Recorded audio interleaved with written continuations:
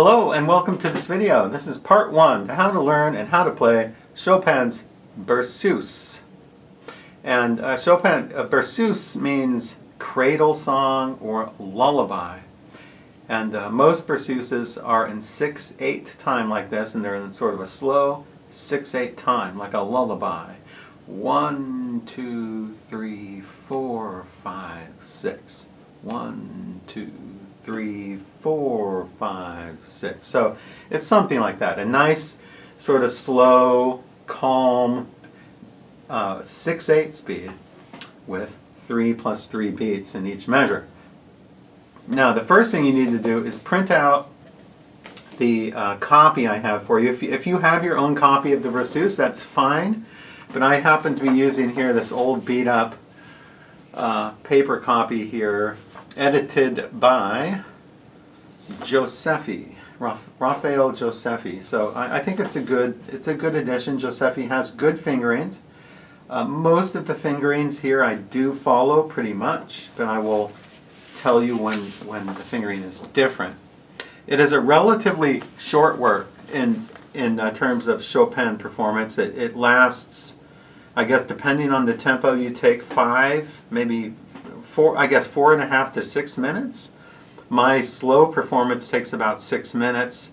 Most performances take around 4:30, around 4.5 to 5 minutes, just to let you know. So there's a total of 70 measures, so it's not terribly long, but it does have a lot of 30-second notes and triplets in it. So it's not terribly long in terms of measure count. But what you need to do first is print this out or use your own copy if you have it. And the first thing we need to do is number the measures and put numbers on the variations when the variations occur. If you happen to view my YouTube video, you may have learned that this is a set of variations in which the bass, these chords in the left hand, are repeated over and over every 4 measures. So after an introduction of 2 measures here, we have an introductory 2 measures. We have 1, 2, 3, 4. These 4 measures are, I guess most people would call that the theme. Okay, so this is the theme. And then variation 1, if you have a pencil, get your copy and start marking this here. I guess we should go to square one. First, I would recommend, if you do not have measure numbers, to put in measure numbers. So 1, 2, 3, 4, 5, 6, 7, 8, 9, 10, 11. So you can put these 15, 19, 21, 22, 24, 25, 26, 27, and so forth and so on. So when you number your measures, there will be a total of 70 in the end, just so you know it's correct. Now, once you have the numbers, the measures numbered, the next thing we need to do is put in the variations, and that's what we're going to do here. So in measure 7 here is variation 1. So we have the theme is measures 3 through 6.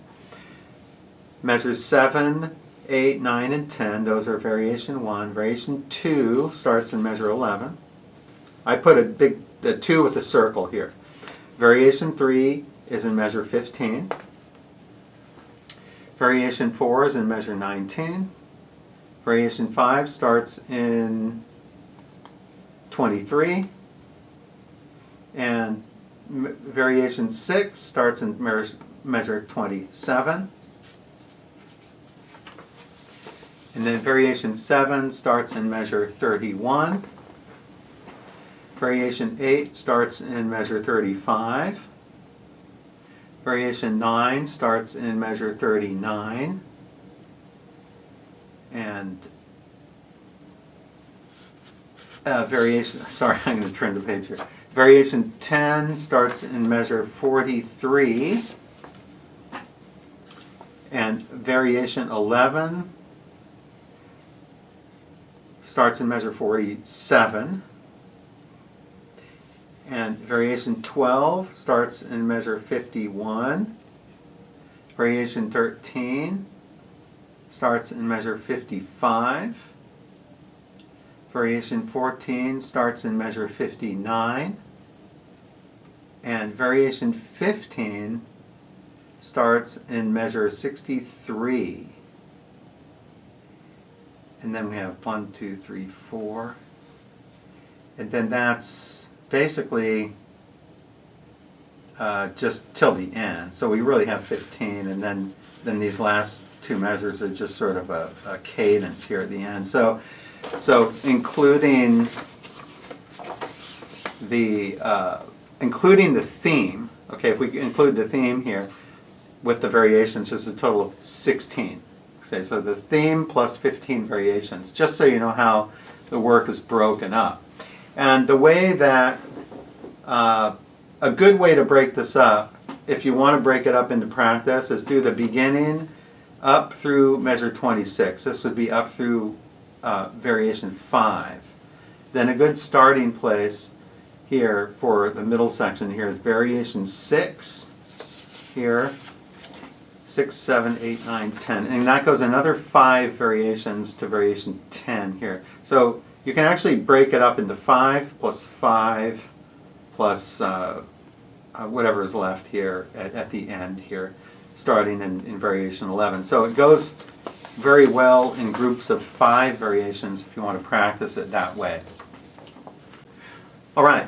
So now we have it all broken up. We have it all, we have the measures numbered, we have the variations numbered, we have it all set out, and we're ready to start working on it. So the first thing I would recommend here is not getting too involved with the right hand first. I would first practice the left hand. And let me give you a good fingering for the left hand. And this, I differ from Giuseppe's fingering here, and actually most pianists. I've observed many pianists play this, including many professionals, and they play this fingering that's indicated here. I do not like this fingering at all, because, watch this, okay. Oh, by the way, this 4, you can play 5 here. Hold the pedal down. Just play 5 here. 5 is better than 4. You don't need 4. Play 5. So 5, 5, and softly, 5, 5. Now, most pianists play 2, 1, and their thumb usually lands somewhere around here. Well, do you see the problem? And you've seen me, I've preached about this before. I preach about this all the time in the Well-Rounded Pianist. Look how far away your thumb is. Your thumb has to go there next, see?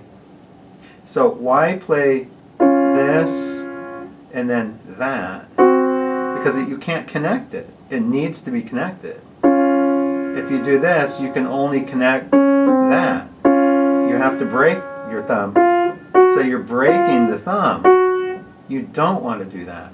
So the easy solution is just do this. Play 3, 1, and then play 4, 2, and then 5. You're going to have to stretch a little bit. Yes, you're going to have to stretch a little bit, but it's more of a, listen, I'm going to play here with no pedal.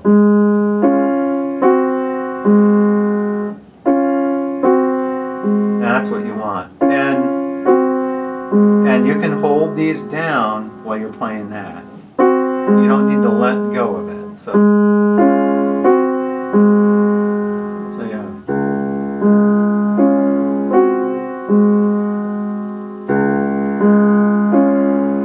Did you see 1, 2? That's connected. That's better than having to jump up with your thumb. Also, you can put your elbow out more, away from, a little bit away from your body, and go up with your wrist a little bit to get there. So in terms of pedal, you want to go pedal, hold the pedal down, and then keep holding the pedal. Now when you get here, change, and then we have there.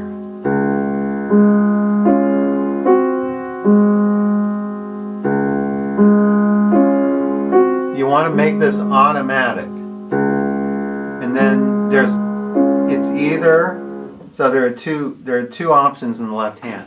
Chopin has either 3-1, 4-2, or sometimes he has 3-1. Sometimes he doesn't go to C in G flat. He goes to E flat and G flat, like in measure 4. Do you see that in measure 4 and 5? That's just a variation. That's a different voicing of the same chord. The reason he does that is because he doesn't want to duplicate the same note in the right hand as in the left. You see in the right hand in measure 4,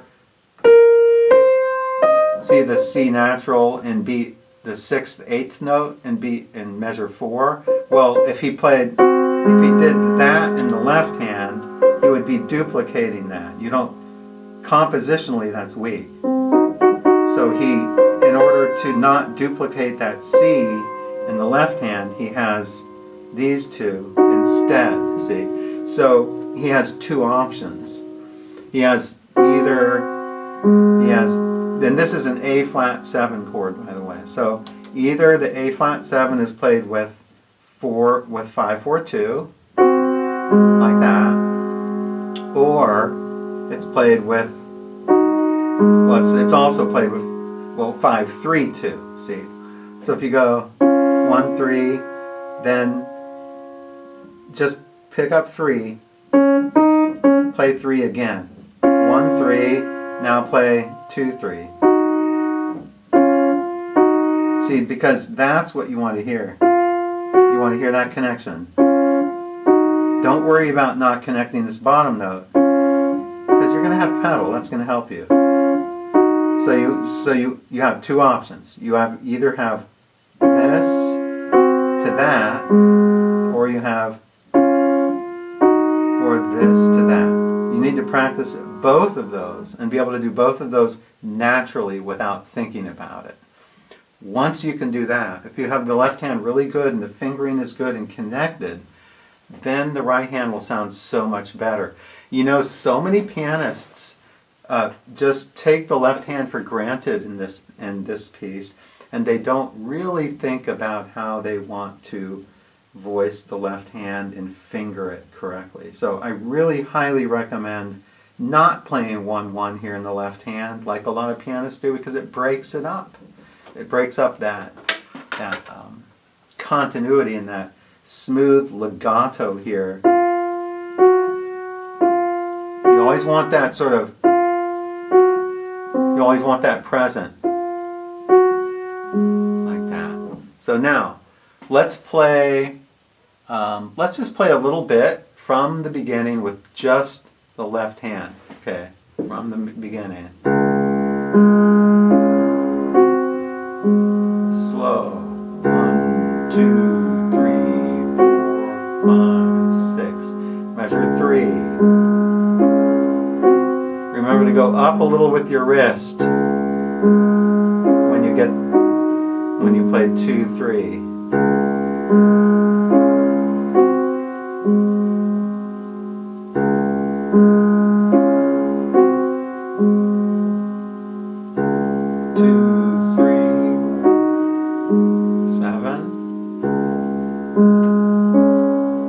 Measures 8, he has to leave out a couple notes here or he would run into them in the right hand. We're in measure 9, measure 10,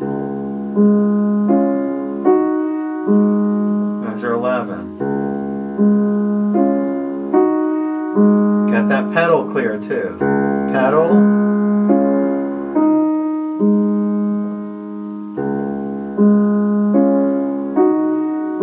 Measure 14 now. Measure 15.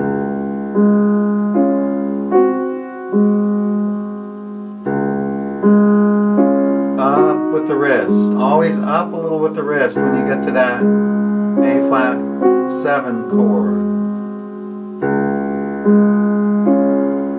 So you have a little wrist rotation. See how I'm doing that? So I did the whole first page. That's a really good exercise. You need to be able to do that. You know, I'm wondering how many pianists who learn this actually do that. Actually practice the left hand by itself. You would be amazed how much better this is going to sound if you really get the left hand down really good and solid. Now, that's the first step. That's the first step in mastering this great work. And you know, the good news about that is the left hand does the same thing over and over and over again until the very end. It's just that it just is varied a little bit. This last page, that figure is varied a little bit in the left hand, but pretty much it's pretty much 95% of what we just did on the first page you're going to do for the whole entire composition. That's good news, because that means we can focus the rest of our energies just on the right hand. So it's good that we address the left hand first, because if you try to learn the right hand and you don't address the left hand first, you're going to run into problems. Also, you will probably end up playing 1-1 on this, like many pianists do, and it won't be optimal. So now let's look at the right hand. And let's just try the right hand a little bit by itself, starting in measure 3 with very little to no pedal. 2, 3. And we're going to take the same speed as we were doing in the left hand. So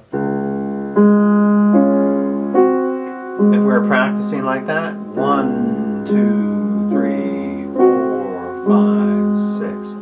1, 2, 3.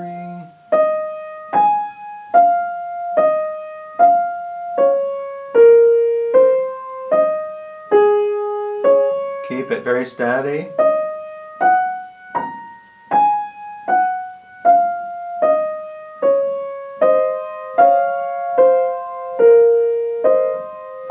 Pretty much, you can do pretty much legato here with at least the top finger.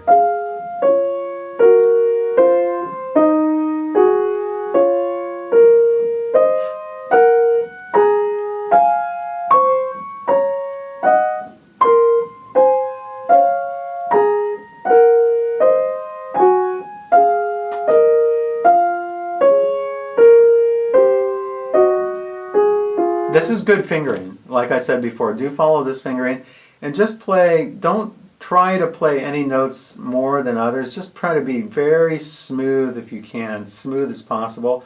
Let's look at measure 13. So after we have in, right, you know, it's interesting, when we get to variation 2 in measure 11, you don't really notice, because variation 1 is kind of runs into variation 2. But when you get into variation 2 here, measure 13, you'll see he starts to use 16th notes here.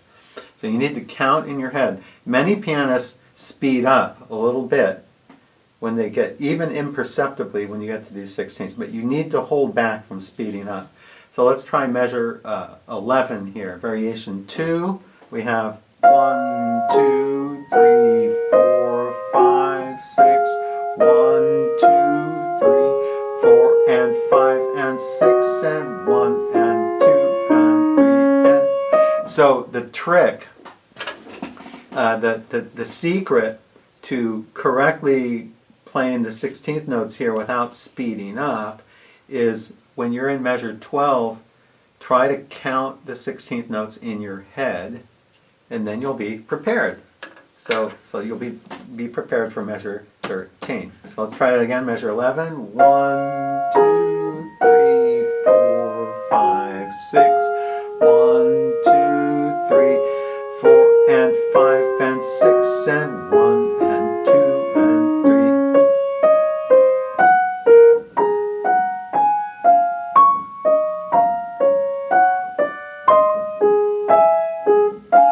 I know. Some of these notes are kind of hard to connect, but just do your best.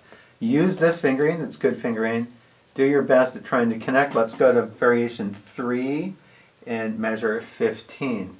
Now these are grace notes. They're acciaccaturas. They are not appoggiaturas.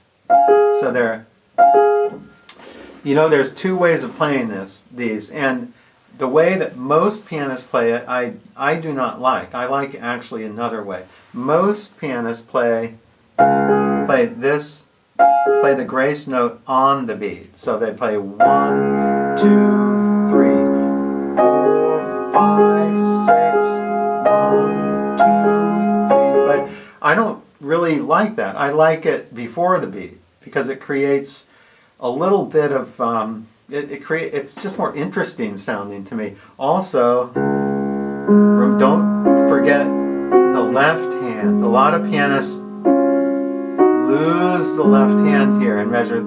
They're so caught up with playing the grace notes in the right hand, they lose this from the F going to the A, G flat in the left hand, because they usually, like I said, they usually play their thumb there and it's all broken up. So I like to play these first and then that on the beat. Then I like to play these before the beat and that on the beat. But then at the same time, as you're doing that, try to bring out that bottom note in the right hand, the middle note. Because do you see the F, E flat, A flat, F, E flat, F, sorry, D flat, B flat, A.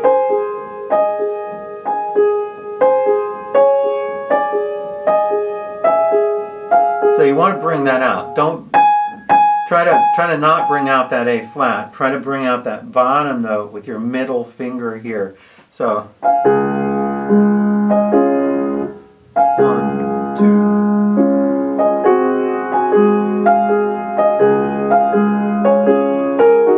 And you have also notice this with fingering. Many times if you play 2 on that G flat, like in the left hand, like I'm recommending, very often you'll hit these places where you'll play your second finger together at the same time. So you have second finger together at the same time. Watch this. Second finger together at the same time. Second finger at the same time. So your second finger will hit at the same time at that really crucial beat, that fourth beat, where you go up and you play that, the E, either the C and the G flat, or the E flat and the G flat. That's where the tension lies. So you sort of want almost like a little crescendo decrescendo. So a little crescendo and a little decrescendo. See? Crescendo, decrescendo. And then, see, so crescendo, decrescendo, crescendo. So do these little tiny little micro crescendo, decrescendos here. I think that's better than the way most pianists play this. Most pianists just, they just know, there's no feeling. I don't hear feeling in this the way that most pianists play this. So we got to give this more feeling. And part of the feeling comes from that playing that before the beat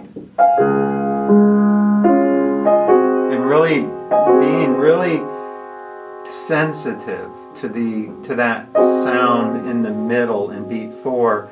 And remember that both second fingers are going to land on there. So that's a really good thing for like memory, for example. Then in measure 16, 17, 18, in measure 18, right before we get to variation 4, I like to do a little bit more of a crescendo, decrescendo. Then you have your trill. Then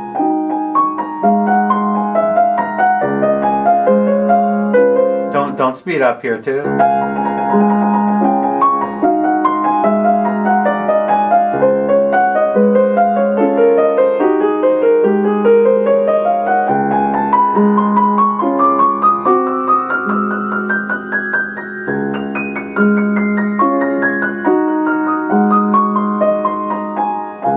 Variation 5 here. You know, that's not very hard. It sounds difficult, but if you just play it at a nice, slow, kind of moderate pace, it's not going to be that hard. And you already have the left hand down. You have the left hand down and you're focusing on getting that here. So let's try measure 19 again.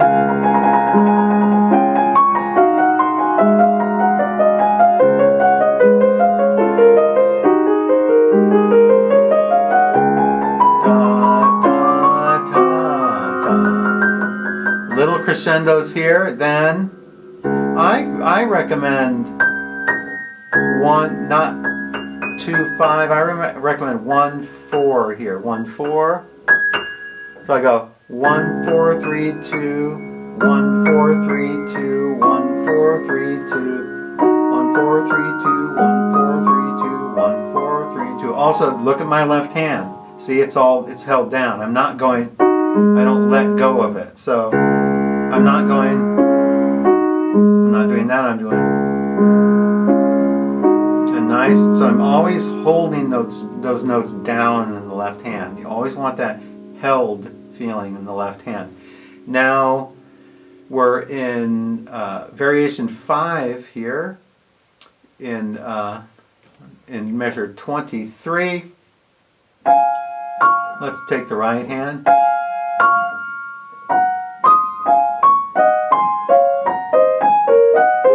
One advantage to not playing too fast is you can play these. 1 and 1 2 3 1 2 3 1 2. You need to really work on getting a nice legato tone on those thirds. And now these chromatic thirds going up.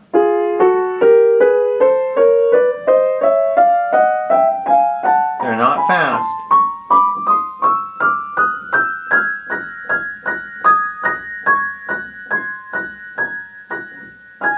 And go like that.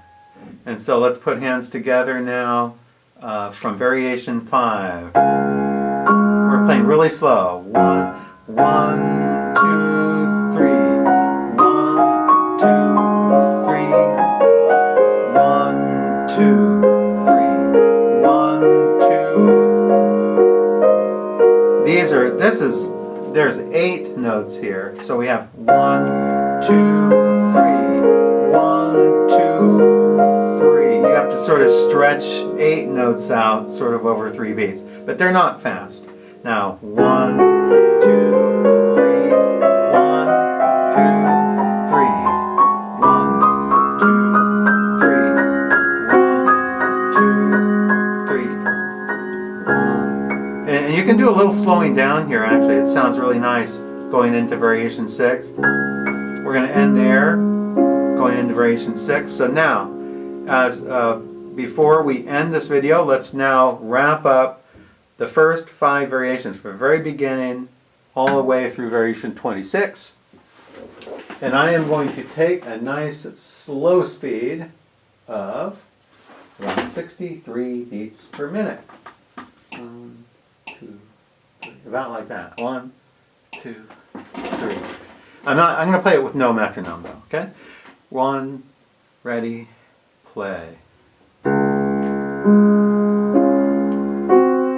2 3 2 3. Pedal.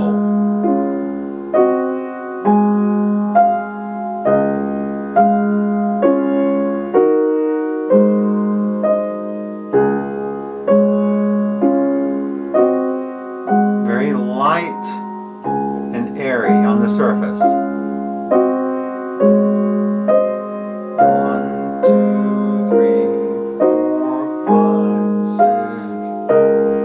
It's like a dream. Sorry, you hit a wrong note. It's a dream. 3 4 5.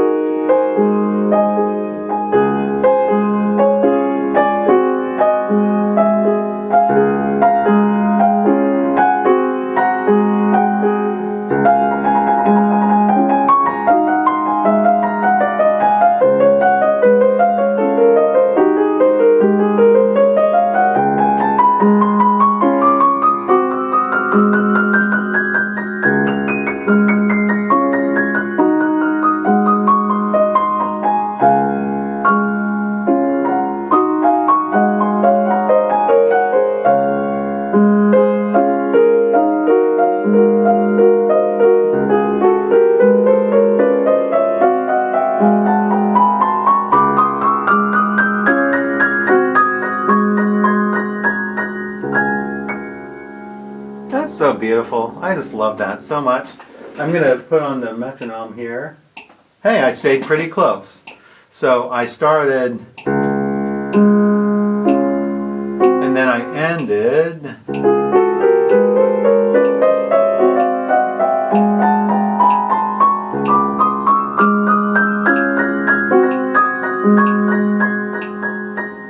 Yeah, perfect. That's 63 beats per minute. I know that most people play it faster than that.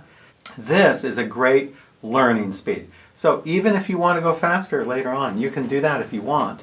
But this is a good way for to build up the foundation. It's just to get it at a nice slow speed like this. So we conquered the first 5 variations here in just 30 minutes. That's quite an accomplishment. So in part 2, we're going to start from variation 6, and we're going to try to work our way all the way through the end of variation 10. So stay tuned for part 2, and we'll continue on Chopin's very beautiful Berceuse.